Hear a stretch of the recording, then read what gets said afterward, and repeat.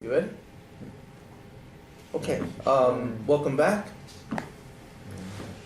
I want to share just a couple of ideas which I had thought about when I was in Eretz Yisroel, in terms of the situation today in Eretz Yisroel, maybe just to try to give you some perspective from a more optimistic standpoint, what I think is really happening and so on. There's certain things that are happening which I think are very noteworthy. Interesting to take a look at, The first thing is that you see clearly that Ishmael is descending, which is interesting. The concept of Ishmael, the Arabs, they are descending. You see the overthrow of their countries. Descending means What's that? descending means lowering down, or they're descending in importance. They're not coming down from Shemayim to the earth, they're just going They're down. descending in importance and in power, which is very good simon. I once spoke about Ishmael and the interplay between Ishmael and Edom. Hopefully people remember it. I don't know. People remember this stuff. But what you see, certain things are very, very interesting. Clearly you see the Arab nations, which is Ishmael, they are descending. They are losing their power, and ultimately they will lose their significance altogether, which is interesting. But you know where you really see it? Not only the fall of nations, or the revolution that has taken place in nations, where all dictatorships and, in that sense is collapsing. But what is interesting is Egypt. The major spearhead of Ishmael is the Muslim Brotherhood. Spearhead. Those are the real violent, aggressive, extreme aspect of Ishmael that really wants to do away not only with the Klal Yisroel and Eretz Yisroel, but would like to subdue the entire planet and reinstall what's called a caliphate. Anyway, that's what they really want to do.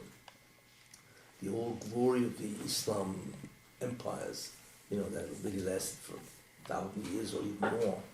They want to restore that, but it's more than that. Most of the anti-Semitism, the extreme hate for Jews, for Eretz Yisroel, really comes from them. So they are a very important barometer or an indicator of the status of Ishmael in terms of the progress toward the Mashiach. Very important indicator. What is amazing what's happening in Egypt. Morsi, who's the head of the Ishmael, who's one of the heads of the Muslim Brotherhood, did an unbelievably stupid thing. Idiotic, foolish, it's incredible. But not that he had Bechira. He finally the Muslim Brotherhood, after years and years of trying to get into politics and to dominate the Arab world, was so incredible Hatzlacha. All of a sudden they ruled Egypt. Egypt is the most powerful Arab nation in the Middle East, probably one of the most important. All of a sudden they took over, which was incredible. So everybody said, it's terrible now that they took over Egypt. It's only going to lead to a tremendous amount of anti-Israeli, forces and so on. Who knows? It's going to be a war. Who knows? Because that clearly is the ascension of Arab power, Ishmael, with the ascension of Muslim Brotherhood. It was incredible. But it's incredible, so everybody's worried. What's going to happen? Forget about the Mubarak and the old-time regimes. The old-time regimes where he was able to control everything, and he basically had a peace with Israel. It was interesting. He was an interesting guy, Mubarak and so on. And he kept the peace for 30 years, let's face it, in that sense, Okay, he was a dictator, he wasn't a great man, and obviously he did a lot of bad things and so on, but at least he kept the peace. You knew with whom you're dealing with. So he was out. So all of a sudden the Muslim Brotherhood is here, and then Geopolitical shaken, as they say in Yiddish. It's terrible, But it's incredible how the Renaissance works. In 1 year, that whole business of Muslim Brotherhood which is really the creators and the origins of Hamas and Hezbollah and all these guys. It's the Muslim Brotherhood that provides the theological origins and the theological strength of all these extremist movements, Islamic movements. So they rose, and in 1 year they're gone. Now they made they made terrible mistakes. That it's it's like what's his name used to say, the Arabs never fail to shoot. And like Abi Ben once said, they have to quote him. The Arabs never fail to miss an opportunity that misses an opportunity. Is that what he said? Or the Arabs never miss an opportunity to miss an opportunity. That's the quote, And he's right. They just don't do it. It's incredible. What he should have done is slowly consolidate his power. Instead, he showed his hand right away. Man became a dictator. He shut off the jury, the judicial system. He literally became a dictator. So the Egyptians, which are not, they're much more moderate. Egypt is an interesting country. I was there twice. It's an interesting country. They look down at all the other Arabs. I don't know if you know that. They hold it much more greater and special. They look down at Saudi Arabia. They hold the elite of the Arabs. It's very interesting what these guys hold. But all of a sudden they said, hey, this is ridiculous. You're becoming a dictator. We don't need this. And so on. They're not going to be taken by his false ideas and so on. So they overthrew the guy, which is incredible. Which is absolutely astounding. So that in itself is very bad for Islam. But what's interesting is that the Islamic Brotherhood, Muslim Brotherhood, with Morsi, is the spearhead of Ishmael. And if anything, if Ishmael was going to grow greater and greater, they should have been incredibly successful, not only in Egypt, but in the other Arab nations. Instead that they were overthrown, which is a very good sign for the Jews, very bad sign for Ishmael. But what's interesting, I get a kick out of this, is what the Morsi had in mind. And nobody realized that until after, Why they should realize it now. Because let's assume that the Muslim Brotherhood with Morsi, these guys never would have ascended power. So then the people would always say, well, if they would have come in, they would have provided a shiur, a salvation, then the Arabs would be so much better off. So Moshe said, listen, I got to get this notion out of these guys' head, right? So he put them in power for the sole purpose of overthrowing them and showing everybody that these guys are absolutely incompetent. What the Moshe did by allowing the Muslim Brotherhood to become the power source, power structure of Egypt, is to destroy their credibility altogether. Because he allowed them to go in, take charge of the whole Egypt, So instead of helping Egypt, they were destroying Egypt. It was incredible. No oil, no food, no nothing. So what he did is he destroyed the credibility of the Muslims, of the Muslim Brotherhood. And therefore nobody will ever take them again. You see, it's not that he raised them and then destroyed them. No, he raised them so he could destroy them. It was an aliyah, as they say, the tzorech yerida. They ascended in order that they should be destroyed. And the main way they were destroyed is their credibility. Because they proved to be just fools, just absolutely incompetent to lead a government, to lead a country. Obviously, what they failed to learn is much easier to destroy a country than to build a country. They failed to understand that. It's very easy to destroy, 1, 2, 3, it's gone.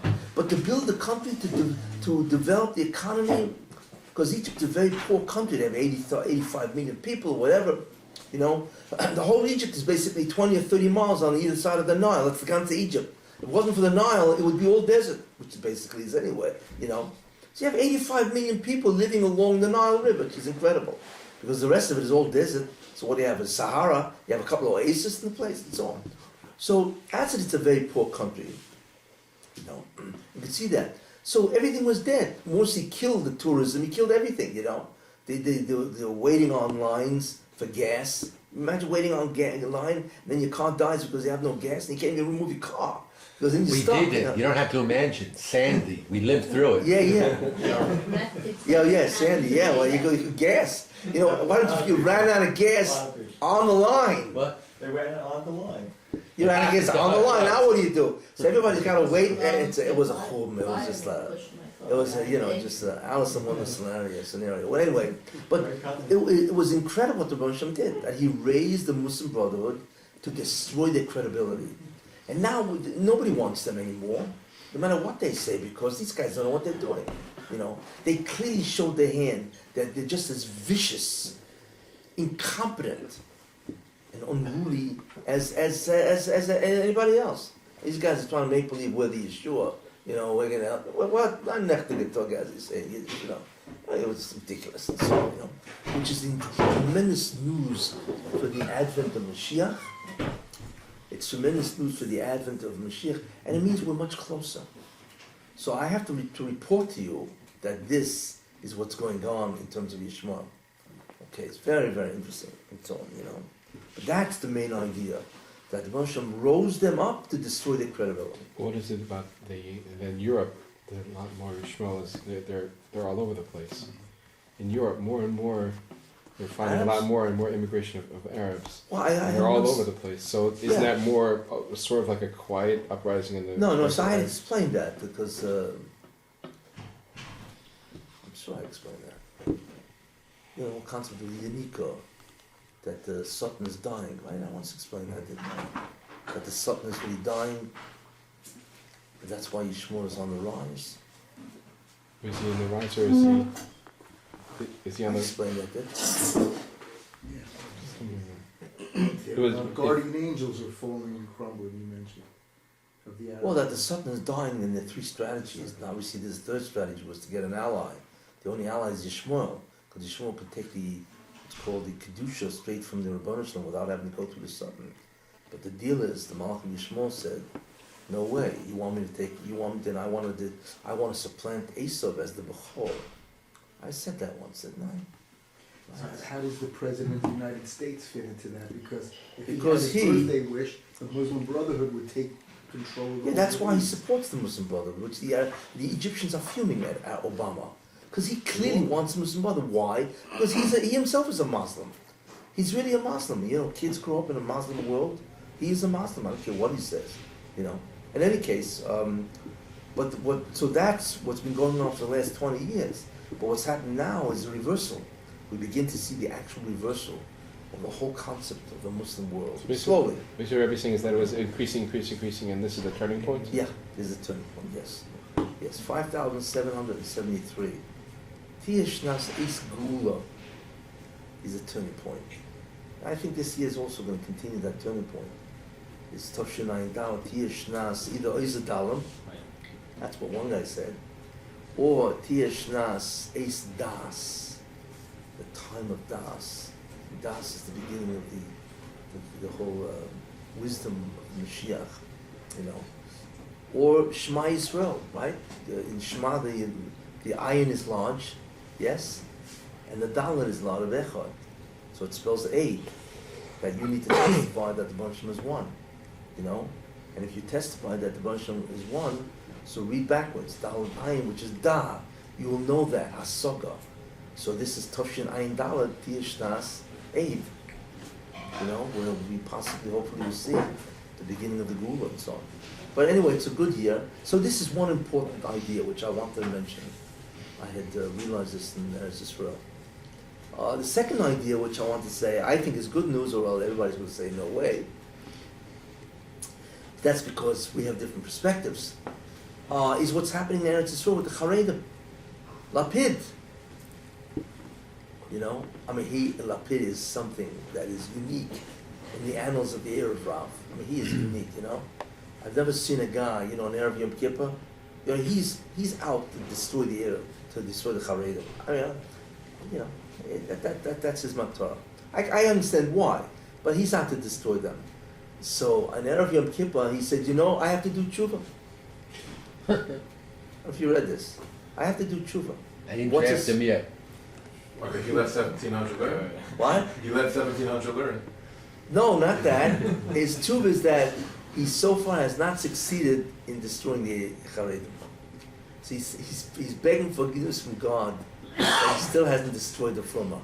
It's like, you know, he talked about ha'ozah, gall, chutzpah, right?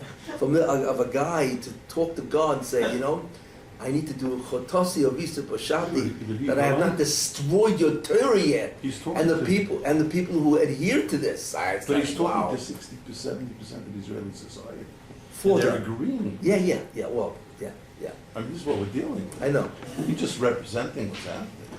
Well, he's representing, and that's his Yeah. real objective. But anyway, so therefore, they're hitting the Haredim on all fronts. First of all, so far the draft, we know that situation is that they want to draft them, which is insane. I mean, it can never happen anyway, because the army cannot afford from a Haredi. Not only that, how can you afford to have separate armies? I mean, the army is not what they want to do is the real objective is social engineering. Social engineering, because the army is the greatest social engineering of all. Where anybody goes into the army will ultimately become secular and become a model Israeli citizen. So that's exactly what they want to do, to use that. Even Ben Gurion said, the army is the greatest way to make everybody You mean the Israeli. same thing? You mean the same thing that the Tsar, what the Tsar was trying to do? The Tsar? What about The the Tsar? Russification of the Jews in the Palace settlement? Yeah, they all use because the army is a great equalizer. And you go in there, you assimilate anyway. I mean, there's so many, Yates Horus in the army, it's ridiculous and so on, besides the, whatever, Zemo and all that. But anyway, so that's what they really want to do. That's why they want in the army, even though it's insane, because what do you mean they're going with the army? It's absurd. The army cannot afford it. The army's downsizing money-wise and militarily, because they have a different shita how to run an army. So how could you run an army where you have to have kosher food and you have to have different bases, men on one base and women on the other base? That doubles everything you have to do. It's the whole thing is insanity, and they know it. But who cares? They need desperately to secularize the Haredim and so on. But you have the army threat, one. Then you have the economic threats where they're taking money away from yeshivas. A kollel guy used to get 900 shekel a month. Not that it's a lot of money. Don't kid yourself. It's really very little. I go shopping. I went shopping in Eretz Yisroel. One time in shopping it cost me 250 shekel. And imagine a guy has a whole family of 7, 8 kids. What's that? It's absurd, But the 900 shekel now, I think they're down to 279. Seriously? Yeah, that's what they give. A guy who's married in Köln used to get 900, now it's down to 279. It's astounding. It's no money. It's a joke. It doesn't even pay for cigarettes. It's like, let alone for a mishpacha, So they're trying to starve them out, and the Köln guys. I basically want to shut the Kölns. Then I just heard that they now want to pass where they don't want to give any more money for foreign students. Do you know how many foreign students there are in the Mir, in the yeshivas in Eretz Yisroel? I mean, many guys come from America to Eretz Yisroel to learn. That means no money. That means yeshivas will not have any money. All they have is increase in their budgets because you have to have rebbes for them, dormitories and so on. That's the end of it. People will not send their kids anymore to Eretz Yisroel, unless they foot the bill and so on, So that's the second hit. Is what's going on there and so on, besides Köln, It's funny no if you think foreign the students. Rebbeinu doesn't want Then they us. took away money for yeshivas. They took away, it's unbelievable, they're down to like 10% of the budget of a yeshiva or Köln. That's the end of that and so on and so forth. So these are terrible decrees. And the last decree is child support, for kids, that they're dropping that. So they say they're going to put tens of thousands of kids into poverty because of that. I mean, and it's basically Haredi oriented, directed and so on. So the question is, what in the world is going on? But then I heard they want to also severely diminish the amount of money for Beis Yaakovs. So where the Jewish mother's going to come out? I mean, they're the ones who raise the kids and so on. I mean, it is a full-scale war. They should have against listened to the Brisker Rebbe in the first place. What? They should have listened to the Brisker Rebbe in the first place. Listen, Brisker Rebbe said not to take money from them in the first place. Listen, somebody's writing out checks. You don't want to say no, But anyway, so the question is, what does it all mean? So on one side, it is really terrible. I mean, there's an incredible, enormous danger that besides the child support, that the yeshiva system will collapse. Enormous danger. Unless they get money from America, this and that, When did this to be start? seen. But the question is, what people don't realize something is that the Erev Rav can't do this unless there's a kitrug against the Haredim. I mean, this is really what's going on. What people don't understand is they have to ask themselves, what in the world is a kitrug against the Haredim? The Erev has no power, there's zero. Lapid is a zero, he's an absolute zero. The guy has nothing, it's incredible how a man like that even rose to power. He's a broadcast guy, he has no experience in government, knows nothing about government, and so on. The man's a nobody really, you know. Of course, so the reason why he rose, other than Teva, which is also bad, because people want to deal with the fact that Haredim are now 50% of all kids in high school, in schools, kindergarten and so on. So the handwriting is on the wall for all these guys. But the real question is, how do these guys rise to power? And the answer is, because this Keturim, the Sultan's up there screaming his lungs out, if he has lungs, right? Is the what are you doing with these guys? The Haredim, they're filled with mistakes and chatoim and so on. And clearly he won in Bestin. So that's the real question, is they have to analyze, what did we do wrong? And believe me, you could think of things that they do wrong. There's a lot of things the Haredim, unfortunately, do wrong. And it's really either sinas, chinim against one Haredi against another Haredi. I don't want to talk about what they do wrong, but there is a lot of stuff they do wrong. And that they really have to think about, which I don't think they do. But I think what's more important is whenever the Russian does something for Klal Yisrael, there's always a hidden agenda. So what's the hidden agenda? Well, the hidden agenda is, on the contrary, to destroy, in many ways, the Erev Rav. Just like Egypt. He raised Morsi, which nobody understood, to destroy the credibility of the whole Muslim Brotherhood. So what's he doing here? So what I thought about, which I think is really true, is you can't get rid of the Erev Rav, really. Why? They have tremendous chus. They support Torah. You see, they support Torah. The amount of money that they have given to Torah is enormous. So therefore, that's what keeps them in power. That's chus, that their marbet Torah and their machmas Torah is unbelievable. So Baruch Hashem says, listen, Ad Kan. So I'm going to take away your schus. So now you're not giving anything. So therefore, that's the end of your schus. And you never know where that leads. Maybe that's the mapol of the Erev Rav. Because now they have no schus. Interesting. So on one side, it's very bad. On the other side, it's very interesting. Because what really keeps them in power is the schus of Rabotzes Torah. Magzik Torah. That they support all kinds of Torah institutions. But now that they don't, it's under the schus, they get kicked out.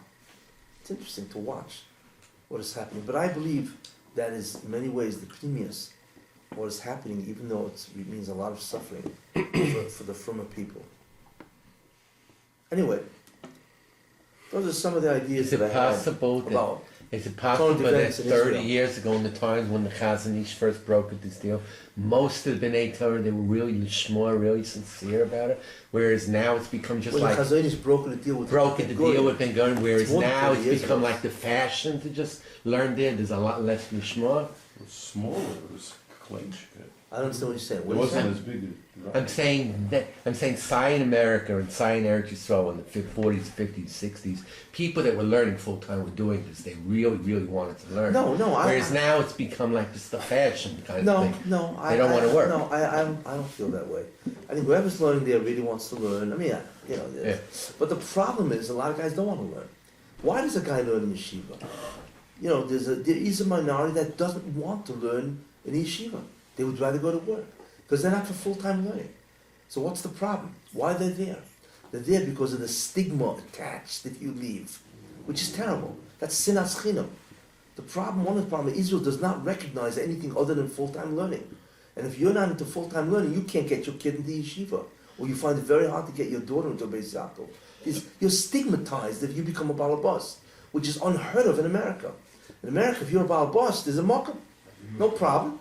Even in Lakewood. Right? Even in Lakewood, if you're a balabas, you're okay. I mean, they would prefer you be sitting learning all day, but there's no stigma attached. If you have to go to work, what about something like that? What? Where do I live? I mean, I'm wrong. Oh. Anyway, but in Eretz Yisroel, which is terrible, if you're not learning, if you're not learning full time, I'm not saying you're an oizvov, but come on, you're stigmatized. It's terrible. That's chinam. Or something like that. And I'm not even talking about, in terms of the Sfardim and, how the Ashkenazim treat the Sfardim. There are a lot of things. There's a lot of sinas chinam in Eretz Yisroel. And we know what Sinas Chinam does. The Hashem destroyed his Beis HaMikdash, right? He destroyed Beis HaMikdash. He killed the Talmidim Rebbe Akiva because they didn't respect each other. So Hashem killed 24,000 Tanoim, because that's who they are. And therefore destroyed all the Torah that they would have produced, right? He jeopardized the whole transmission process. We've seen that in the war.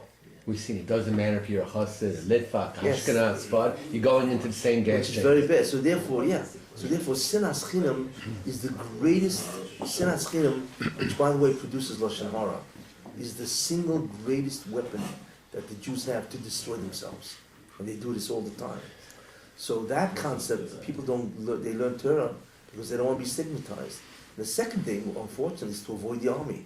That's why most people couldn't go to work, to go to the army. But for whatever reason it is, there are difficulties that the Fruma do to themselves, and I believe these reasons have to do with it.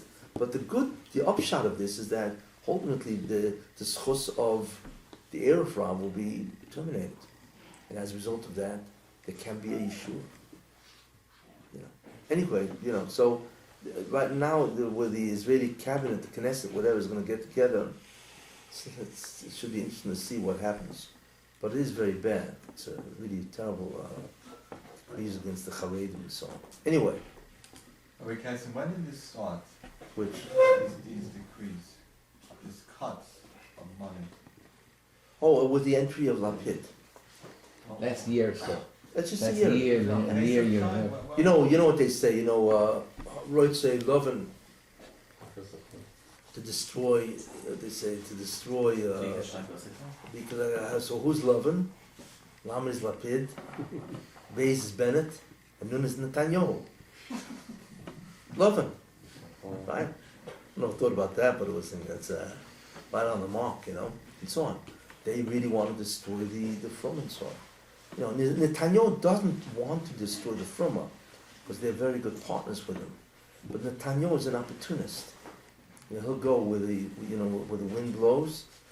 So right now, in order for him to keep his power, he needs to ally himself with Bennett and Lapid. The shocker of all this is Bennett. He is the complete shock, because what's happening is there's a tremendous amount of animosity between the Haredim and the religious Zionists. That's what's really happening. Because of what Bennett's doing, they can't believe what Bennett's doing. In any case, this is what's happening, which I feel is the perspective of the Hashkafa son. Okay, any questions before I just wanted to add. Yeah. I told my friend, maybe that's why Chacham Ovadia was sick for a certain period. Everybody should unite together to daven for him. Now he's better. It's better? He's breathing on his own, without a respirator. Right before Shabbos, they said after all these examinations, they finally found an infection. They found out what's wrong. So that gave them hope that they could. This is the cause, and therefore they could. Possibly. They felt it was a breakthrough. They discovered an infection they didn't find before, so there's a new area now to work. So it's not just. Yeah. It all depends on us, which way it teeters. Anyway, that's the current events lecture. What's happening, but it's interesting to see what the Brotherhood does to advance the process of Mashiach.